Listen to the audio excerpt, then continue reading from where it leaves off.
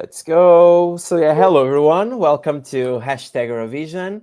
I'm here today with Citi Zēni from Latvia that will participate at the Supernova 2025. As you can see, everyone is in a good mood here. So yeah, welcome to the Hashtag Eurovision community. Really nice to have you here. It has been, I believe, yeah, I believe it has been a few years. In the past, we had a chat, not with me, but with someone in our team. So it's really nice to have you again with us to talk about your participation at Supernova. Usually, I start these interviews with a small introduction from the artist, but I believe everyone should know who you are at this point. Unless you want to introduce yourselves again. Let's introduce ourselves. I think that is fair. Go for it. Yeah. Dagnis. Yeah. Reinis. Krišjānis. Toms. Hello. And together we are a band called Citi Zēni. Ta-ta-da! We have one more, but he's not today, so Yes. The sixth member. Yeah. Thank you guys for joining us. I have a couple of questions to ask you about your participation at the Supernova 2025 next year. But before that, I want to ask you about your career and how your life changed since your participation in 2022. So I saw that you started this band and songwriting in 2020. And I'd like for you to, I believe you already told this story many times, but I'd like for you to share with us how was the experience to start the band and what led to the creation of this band? Who had the idea? How did you guys meet? I don't know if you have any funny stories to share about this, but it would be really nice to know. You remember the big thing when everything locked down, the COVID thing? Yeah. No, we met. That's pretty much the gist of it. Nothing to do. Yeah. But what else can you do? Yeah, right? exactly. Start a band, go to Eurovision. Yeah, start a band, go to Eurovision. It is what it is. But if we're a little bit more serious about it, we genuinely started on the first day of the lockdown. That's our birthday, if we call it that way. That was illegal. It was illegal. Don't tell anybody. And we've just stuck together ever since, and it's been such a wonderful journey. We're turning 5, or are we already 5 years old as a band? No, not yet. Not yet. We're turning 5 in March, so it's in a couple of months. Just really. after Supernova. Soon, so Yeah. But if were you know you kindergartens, please. but were you friends? Like, did you know each other before you started the band, or it just like happened that you met throughout the process? Play a game. Cheesy Let's with play a guys. game. Let's play a communications game. First there was me and Reinis. Then we posted an advert that we needed a new guitar player. That's how Ozols came into the band. Then Ozols said, "Hey, I have this really good drummer friend." Yes, that's Toms. And then he joined. And then we were like, well, we would really love a saxophone on this song, the one that we did a few years ago. And then Toms, I think it was Toms. We just thought we need some extra sauce, Yes. for all the gigs and stuff. And then there was this one guy in mind, Da da da. Ta-da-pa-pa-pa-pa-pa. And then we thought that, hey, we needed a producer guy. And then your best friend is Rob, right? Yeah. And then he joined the band. And then finally Rob kind of decided that that's it for him with us for this time. And Now we have Tom. now we have Tom. And the fact is that, again, Tom is sort of a hand-me-down from Rob and from Douglas, which is great. That's how Thank the you world so much. was. Thank you so much, Yanni, for letting me get to the band. So yeah, I can see a very dynamic process to like recruit different people to the band. So yeah, really interesting to be honest. To be fair, it was like a process to collect people everywhere to create like these massive projects. And speaking about projects, I would like to go back to 2022 to Eat Your Salad. That was definitely a bold choice if we look to back in 2 years. And sometimes by some fans, it can be perceived as a joke entry, to be honest. Not that I agree. I find it really funny, and it transmits like the exact message that's like, just enjoy, have fun. Yep. And I'd like to know, I'm really curious, what was the reasoning behind selecting such a unique and provocative song to participate 2 years ago? Because it was completely different from the rest. So I'd like to know, like, what popped in your mind, like, this is the song, let's go with it. I think you answered the question already, right? It was different. It was aligned with what we believe in the world, and we applied the same principles also when picking out Ramtai. I don't think we've ever mentioned this before publicly, but we wrote around more than 100 songs, I think, or even more if we take the 2 years that we've been trying to sort of time to time write something in English, or well, just writing something different outside of Latvia. And the thing is that the things that are weird and maybe slightly wrong, perceived wrong by somebody, those are the things worth pursuing in life. You can't be an interesting person or achieve big things if you don't take big shots, right? And for us, it was saying, hey, why not make being environmentally conscious instead of making it a chore? Let's make it into something sexy. And in this case, what we're trying to say is, hey, being Latvian is fucking cool. It's the best place to be in, and there's nothing wrong about it. And that's exactly why, because initially Ramtai was in English, wasn't it? Yeah. It was.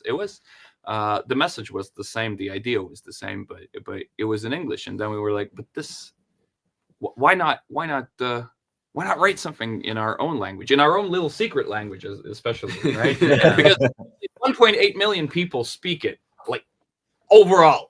There are no more than that. And it's a wonderful thing to be trying to push towards Eurovision, because we're proud of who we are. We really are. And I think it's just a natural sequence of things that have happened with us during our life that we've become more and more proud of, about where we come from, who we are, and what we stand for. And in this case, maybe instead of, we started out with the global things, and now we're sort of coming back towards home, towards what Our we roots. can, our roots, Getting personal, you know. getting personal, really. And so let's see how that pans out. I think we are a little bit loco for trying to do it in Latvian. I don't know how Latvians are going to perceive it in Supernova. We really don't have any expectation that this is the best thing that we've written, but we believe that it's the best thing that we've written. And I think that's what counts. And going back to your question about Eat Your Salad, that's exactly the feeling that we were chasing back then. We won't bring anything that we don't believe in ourselves. And we genuinely believe in Ramtai as well as in Eat Your Salad and everything that we've released in between, that it's the best thing that we've ever done. That's us, man. That's us. Yeah. Well, to be honest, I prefer Ramtai instead of Eat Your Salad. To be honest, I think it's a big improvement for you. And you already answered some of the questions that I had, but like, Eat Your Salad was that bold choice, and Ramtai can be completely different, and it is in some ways way different to compare to Eat Your Salad. So I'd like to know, like, these past 2 years, almost 3, what actually changed in like your songwriting? You already mentioned like going back to your roots, but is there something else that influenced this change in your career? Not only starting to write in Latvian, but also like the way that you create music and the type of music that you create. Is there something that made this switch? Well, we've met a lot of new people through songwriting camps, through Eurovision before, so we got a chance to work with them, and we exchanged some ideas, some musical influences, some That's true. lyrical influences, or anything else, culture, That's true. and somehow it all came to Ramtai. You know, in like the end. people that are maybe slightly cocky would say that if you read books, right, that's how you broaden your horizons. Yeah. In our case, I feel that we've gathered a lot more vocabulary of the things that we can do, and not that I think Eat Your Salad was really a amazingly complex song in its structure and how it was built for the time being where we were as artists, and now we feel that we've just added so many new languages, new words, new ideas, and polish the ones that we already had. So I think that this is a checkpoint for us that something can change and that we can be something else as well.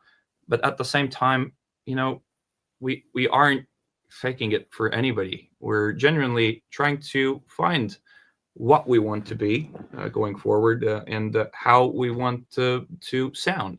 And I really liked the story of, I think it's Sabrina Carpenter, the same as Chaperone and whatever, like the major pop artists that they reinvent themselves so many times. I mean, in broader terms, I don't know, Taylor Swift, right?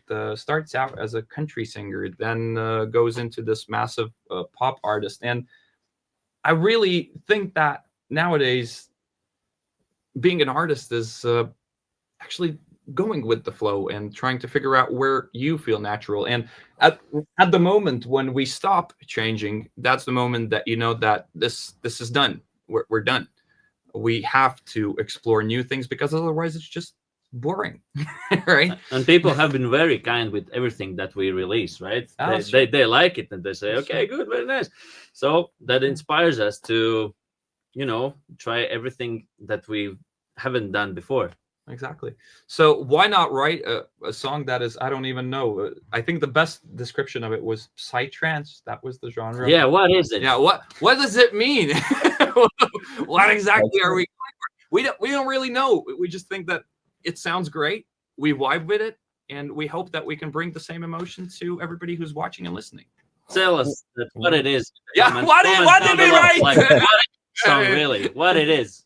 I don't think you have to, let's say, define and put a label in the type of music that you actually create. You just, as you just mentioned, you just go with the flow, create your art, and that's it. You'll have an audience, no matter what. But also, like, you started in 2022 with this big exposure at Eurovision, and now again, isn't your main goal, let's say, if it is, to pursue like an international career at some point? If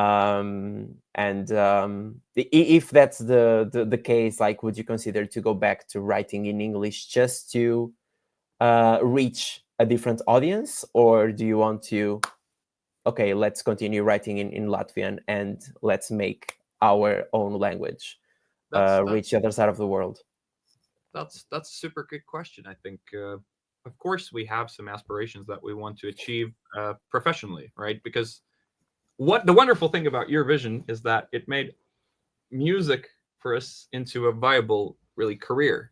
And that's, I mean, we were naive in thinking that it could work out. But then again, we have to also give credit where credit is due, that Eurovision was, if not the most important step towards it, then probably one of the most important ones. And the reality is that we don't know what opportunities are going to come, and we are pursuing them with every single fiber that we have.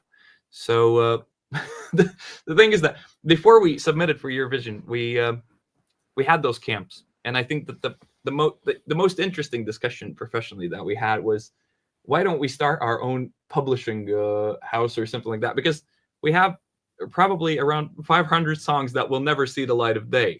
We write a lot of music, but then again, we want to be really, really honest with whatever we release. And in this case, again, never told this anywhere before. We wrote around 80 songs within the last year. And I know it sounds like a lot, and probably some of them were absolute trash from the get-go, but some were really good.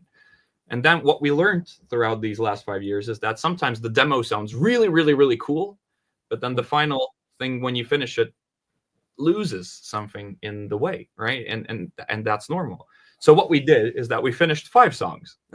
You heard only one of them.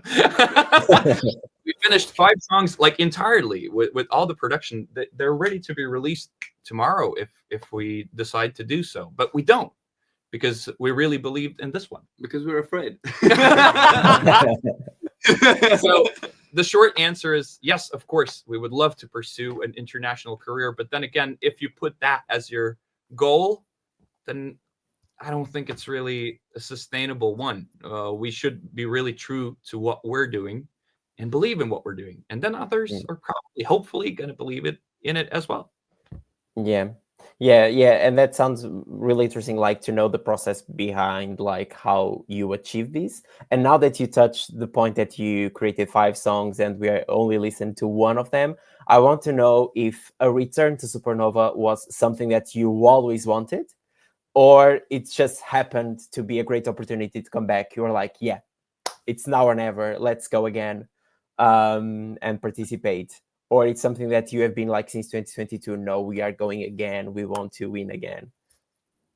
I think, yes, we knew that we would love to flirt with the idea. Actually, you remember that I think everyone was thinking about it, but everyone was afraid to say it out loud, for like a half a year. Like we did that, there was the semi-final, and then was this like, okay, we're playing gigs and blah, blah, blah, but what's the future plan? Like, what's the big plan? I think everyone knew that this is on the table, right? Yeah, it is. And then again, like we never would have applied if, again, I just have to re-emphasize the point, if we didn't believe what we were doing. And hopefully on the 1st of February, you're going to tune in and you're going to enjoy what you see, what you hear, because for the time being, I don't think we really told what the song is about. I mean, it's absolutely up for debate. And I think the 1st of February will bring maybe a lot of clarity as to what exactly we want to say. Okay, so we should expect to see a performance that will show the message of the song, so everyone can fully understand. Actually, I had a question about your performance. Like, should you expect something completely different, completely out of the box? Don't expect anything. Yeah, don't expect anything. No expectations. Putting it, I think, quite honest. Yesterday we had like the first big rehearsal where kind of some of the small things are starting to come together, and we start to see the bigger picture of what it's gonna be like. And so there are 2 options. Either you, as Pedro, are gonna watch the performance and you're gonna say, well, these guys really dropped the ball. They fucked this up badly. It was a good song, but it's trash. Or it's gonna be something that you're gonna be absolutely in love with. And we are going for the stars. And let's see. We really don't know how people are gonna perceive it, and that's what I love the most about it. That we are being extremely creative about what we're doing, but then again, being also very kind of constructive about what we want to bring on stage. We don't want to bring a joke on stage. We want to bring something with a message, with something that's beautiful, but at the same time raises questions, in a kind of way. So honestly, shit or great, there's a thin line in between. Well, yeah, let's keep it a secret then. But yeah, can't wait to see your performance, to be honest. And now that you're talking about surprises, like I'll touch a very sensitive subject, but do you believe that in case you win Supernova, do you think that Ramtai would have more chances to qualify to the final compared to Eat Your Salad? Oof. I don't know. I think we know. We structured the song. We did everything learning from the Eat Your Salad. We did everything better. So but then again, like that's the beauty and the curse of Eurovision, that you never know. We don't know who are the other songs. What will the other songs be like? We don't know what's going to happen in the world. And when the nationals pass, I think it's all about doing the best that you can and bringing the best show possible. That's what Eurovision is about. It's not about the results as much as it is about really building something memorable, something beautiful, something that adds to the world rather than takes from it. And I think if that would be the goal of everybody, we would have a wonderful festival in Basel.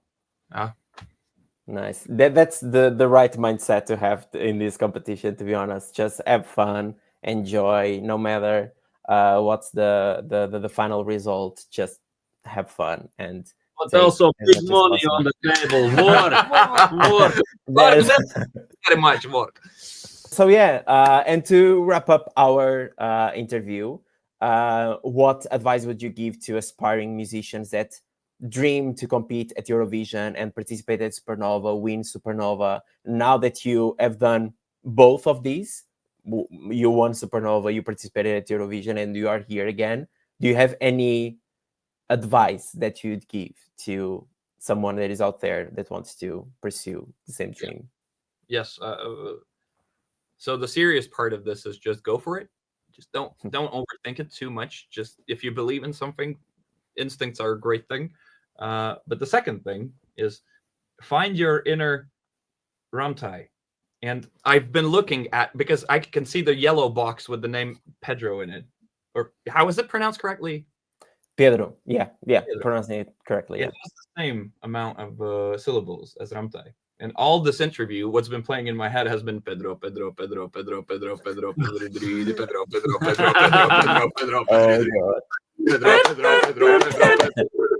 Pedro, Pedro, Pedro, Pedro, Pedro, Pedro.